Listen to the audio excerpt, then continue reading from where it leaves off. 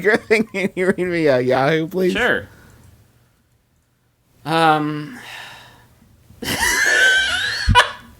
Forgot about this one. This one was sent in by Golly Ayali. Thank you, Golly. It's by Yahoo Answers user Vampire Night Fan. Who asks, why did so many critics not like Without a Paddle?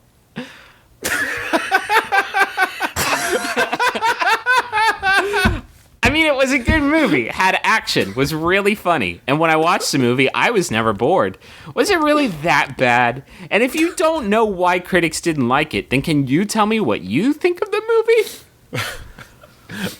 Why did those Philistines not appreciate the beauty of Without a Paddle?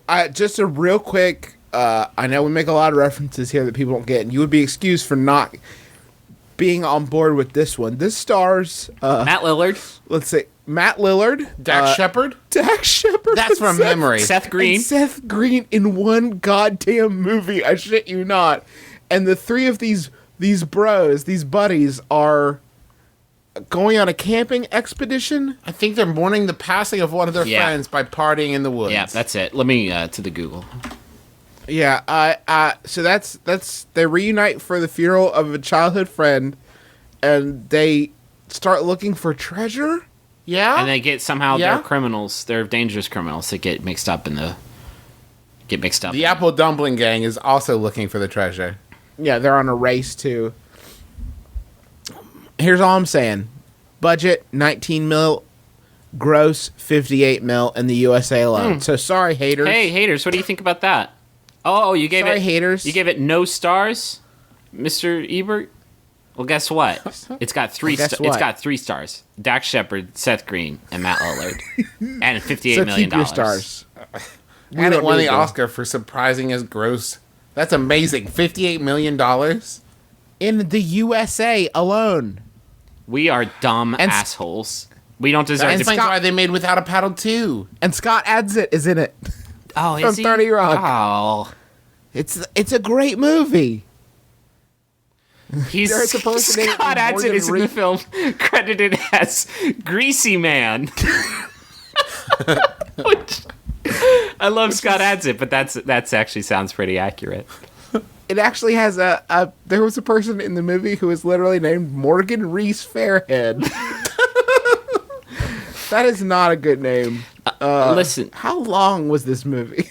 How long did people sit in the theater and nod and chuckle along? 95 minutes. That sounds about right. The year was, it was. Listen, it was 2004. We're still trying to get over 9/11. You got to cut us some slack. Yahoo Answers. We all did.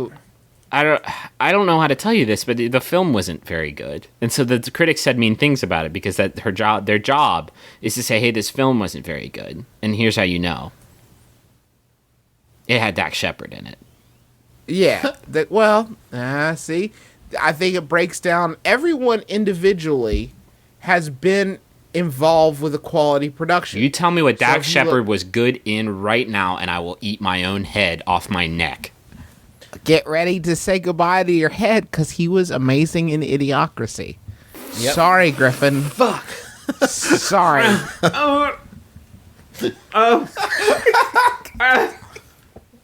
I can only reach my lips. Seth Green was in Buffy, and Matthew Lillard was in The Descendants. So what the fuck? I don't know. Like I don't know. You get them. You get these three together, and it's a cinematic holocaust. You get separate. Sometimes they do okay. It's that was actually the tagline of the movie. Without a Paddle, a cinematic holocaust. It's fun on the section on IMDb where it says stars, Matthew Lillard, Seth Green, and Dax Shepard. If you mouse over the word stars, there's actually a picture of Tom Hanks farting. Weird. It's kind of a weird commentary on that. Oh, my God. So it seemed... I don't know why people didn't like it so much. Were there any responses from... Oh, God. Were there some responses from defenders of the film, I Can Only Dream? I mean, there's just some shit. Hey, guys, Seth Green here. I thought it was great. because critics can't put bias into it. They look at it like you would look at a short story if you were analyzing it. They look at things we don't really concern about, like cinematography, speech, camera angles, etc., script especially. But I agree, most good movies get negative to mixed reviews. Hey, no, they don't. Did they say one of the things that critics pick on that they shouldn't is script? They actually said speech. So, Matthew Lillard, I have to say your line delivery in the scene where the canoe flipped and all of Seth Green's weed got wet, and he said, my dank herb is ruined. I was not convinced. No stars.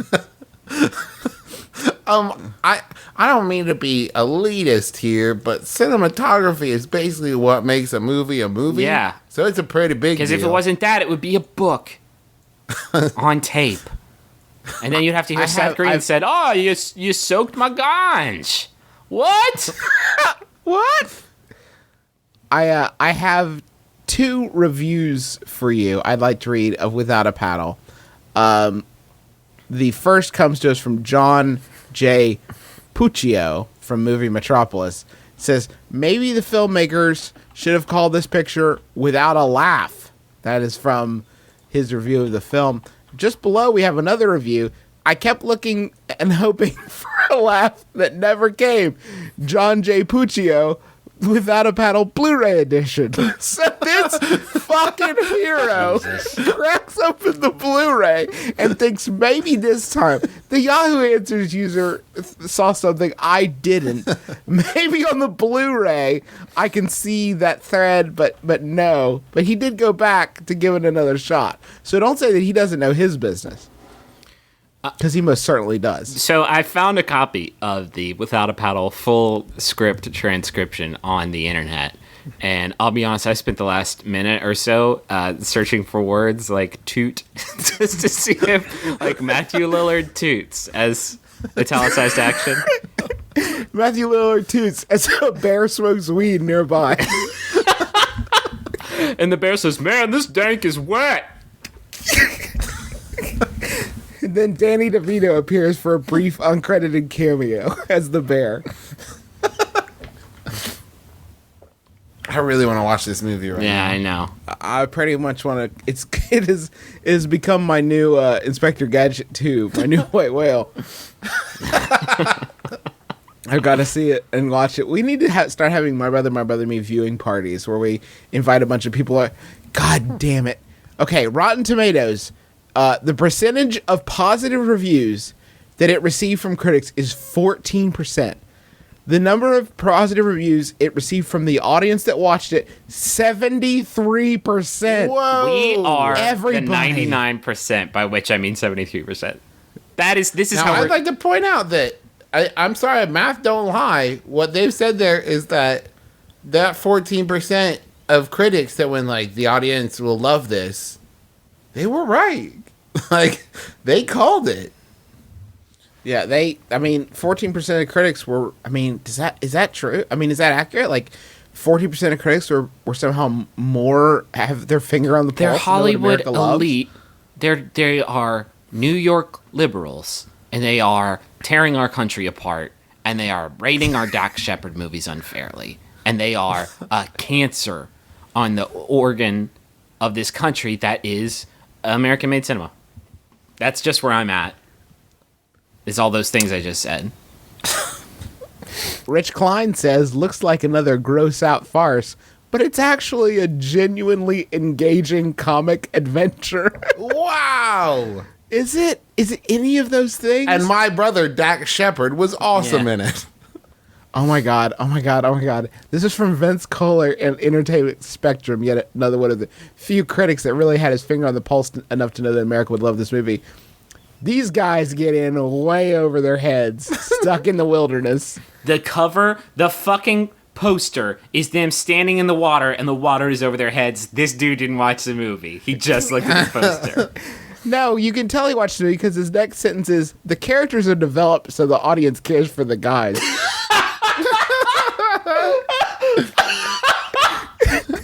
The characters laugh when funny things happen and cry when it is sad. Amy Biancali says it's a successfully infantile new spin on Deliverance. What the fuck do you laugh at? Like, what do you think is hysterical? I hear the original cut of the script was Matt Lillard and Dax. And is it cool if I just call him Dax? Because I'm pretty sure everybody knows who I'm talking about when I just say Dax. Sure, yeah, everybody knows Dax. So Matt Lillard, Dax, and Seth Green go river rafting to have secret gay sex with each other. It's called With a Paddle was the original title. They changed it because they didn't think loose anal play would freak some people out. So Americans with your pretension and conventional attitudes towards loose anal play. I bet you that if that shit had included loose anal play, then guess what? That 17% would have been closer to 80, 82. It would have gotten a certified fresh sticker. Yep. Think about it? that. How about it Without a Paddle 2? There's already Without a Paddle 2 called Without a Paddle Nature's Calling that I'm reading about right now. How about it Without a Paddle 3? Grin and Without a Paddle 3D. Grin and Bear It. But there's a bear, but also it's talking about sodomy. I guess. There's sodomy and also a bear is there. Dax Shepard's back. Doing his thing. Oh my god, there are 2 reviews. You're still reading them. Without a Paddle, Nature's Calling. One of them is from John J. Puccio of movie Metropolis. Back for round 3. It says... I want this to spiral into a giant tribe about, like, the consciousness of America. We are the paddle. He just wants to understand. The paddle is all of us. We are the river of life that flows through Dax Shepard. And in doing so, we absorb our own Dax Shepard, and each of us are Dax, and we are no Dax, and we love Dax. But in the end, we die with him. Dax is all! Dax is all! When it finally comes out on, like, the third one comes direct to Game Boy, watch it and think, shit, now I get it. Press B to drop your weed in the river. Oh, when the third prequel comes out, Yeah. then it ties the other 2 together. Without a Paddle, with a paddle. the third triumvirate. The Legend of Curly's Gold. Without a Paddle 3, try not to lose this paddle. Seriously, boys. John's snippet is clearly the words frivolous and scatterbrained are in play here. Wouldn't you have loved to have been there when they were assigning the review for Without a Paddle, Nature's Calling? Because no, guys, John, hey Pooch, you're pretty much an expert on this, right? Please. Yeah, I got this, guys. This is my. Have we considered audience? the possibility that Pucciano was the only person who saw this movie, but he paid $58 million to do so? Seems a little steep, but I gotta find out how these characters are developed, because I already really like them. He's seen it at least twice. By the way, Without a Paddle, Nature's Calling, 22% of the audience enjoyed that. So Pretty stark drop. So we are growing as a country. Wow. This has been our Without a Paddle fan cast, my brother, and me. Thank you again for hanging out with us.